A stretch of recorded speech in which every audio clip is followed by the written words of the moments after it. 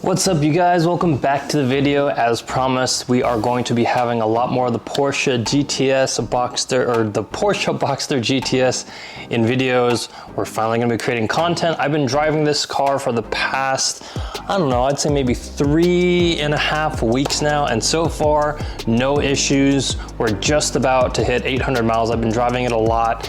And yeah, I'm really happy with the car so far, but we'll get into the bits of the car a little bit later.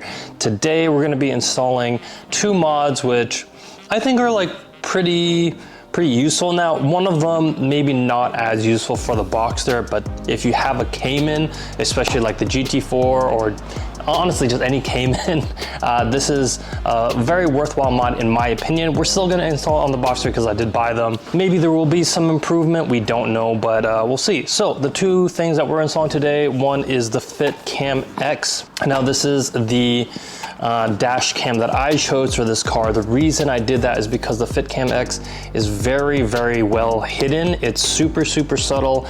It actually flows very well with just like how the car is like put together and the location of it. You're not sticking it on your windshield, so you're not getting any sort of glue or residue or anything like that. It's focused in a very nice center spot, so you get really good visual coverage as well as quality. This, I believe this is 4K, and it does come with a rear and front. However, today we're just installing the front because the rear is a little bit more difficult, especially on a Boxster. I'll probably get somebody else to do that, but the important thing is to get it showing the front of the car. Now, the second thing that we're installing today are going to be the AMMONYC Motorsports wind buffeting side triangles. I don't really know how to call them. The wind diffusers is what they call them specifically. These are a local company to me. They're a father-son pair, I believe, that started 3D printing parts for Porsches because they love Porsches and they wanted to give something back to the community. So these are the wind diffusers. Now, you know, I know a lot of you are like, hey, but you know, you've said like, hey, other companies made these 2 and for actually a lot cheaper. And while that is true, and those were an option, I went with these, 1, because I like supporting local businesses, but 2, also because these are made out of aluminum. And so I like the metal feel of it. They just feel higher quality to me. I had a set of these on the GT4, which I did install, and they made a big difference in terms of wind buffeting with your windows down. Now with the Boxster, if I'm gonna be driving with the windows down, I'm generally also going to have the top down as well. So the wind buffeting is generally not an issue. So a little useless for the Boxster, which I didn't really think about when I bought these, but we're gonna install them anyways. And the install is very easy. If you guys have a Cayman, I highly recommend picking these up. These do a very good job, very easy install, and I just like the way they look. Now, also, if you are curious about the effects of these, go check out Jet Fuel Only, his YouTube channel. He does a very good scientific breakdown and actually measures the dB noise inside of the car when he's driving with these versus some of the other brands that are out there. And these reduce the wind buffeting noise by a significant margin compared to the other ones. We're doing this, and again, links to both products will be in the description below. And yeah, let's get to installing these. We're probably gonna do these first because these are gonna be the easiest. The way to remove the interior triangle, you basically want to use a plastic trim removal tool. I'm using one that was provided to me by Porsche when I bought the car. And yeah, it's very simple. You just want to put the trim removal tool on the underside and just pry upwards. Make sure you go up first, as there's a little clip that, you know, you need to kind of go over, and then you just kind of pull it out. It should come out pretty easily. Now take a T15 Torx bit and just remove the bolt that basically holds the outer wind diffuser in place. Take that out. To remove the wind diffuser, it's very easy. You just kind of pry up on it a little bit. It doesn't really need that much force, and it comes right off. You can see a little clip on the top there. Now take your same T15 bolt or T15 Torx bit and just remove the bolt that comes with the AMMONYC wind diffuser. Make sure it's lined into place. You're gonna want to kind of push down on it to get that clip into place. And then all you gotta do is just screw that bolt in. Now keep in mind, it does come at somewhat of an angle, so you are going to have to kind of angle your bolt a little bit. After that, it's basically pretty easy to just install the other one, so just do the other side, and that's it. And there we go, installed. And I think they look great. Again, they probably won't do anything at all. But I mean, maybe on the few occasions where maybe it's just too windy or too cold or something, but I still want the windows down. I don't know.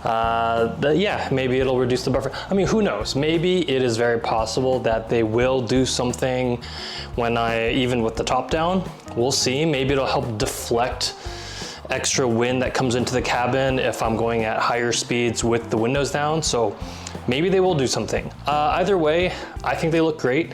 I don't know, I think they actually look like they fit the car in my opinion. They're better than the plastic triangles in my opinion. They look really, really flush. Now these are probably, I think, either the third or fourth version of these, and the install for this was way easier. I remember when I first got these for my GT4, I had some trouble installing them because especially on the driver's side, the passenger side, even on this one, for whatever reason, super, super easy. It went in like 5 minutes. But the driver's side took a while. For whatever reason, I just couldn't get the angle of the screw right. And even when I did finally get it and threaded, it wasn't, the angle was, maybe the hole was just off by like, a millimeter or two or something like that. But either way, it seems like they fixed that issue. The guys over at AMMONYC Motorsports are honestly super, super awesome. Really good communication from those guys. If they have feedback, they will listen. If you have feedback for them, they will listen to it and they'll take it into consideration. When I had the issue with mine, they actually sent me out a replacement pair for free. Yeah, that one was fine. And no, these were great. They're super, super flush. They fit perfectly with the car. I think they look great.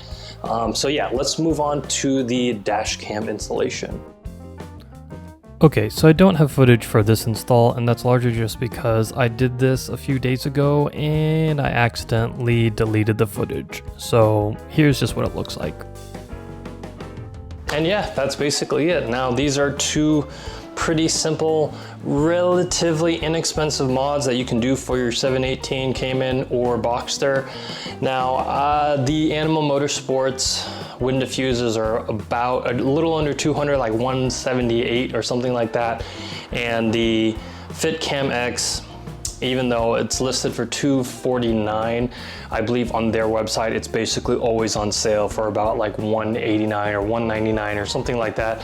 So give them a check out. I personally really like the FitcamX. I think it looks great. I think it's a very OEM looking dash cam. I like not having a camera like stuck to my windshield. That's actually where my Garmin Catalyst camera is basically going to go. So it frees up some space there, and I like how it's dead center.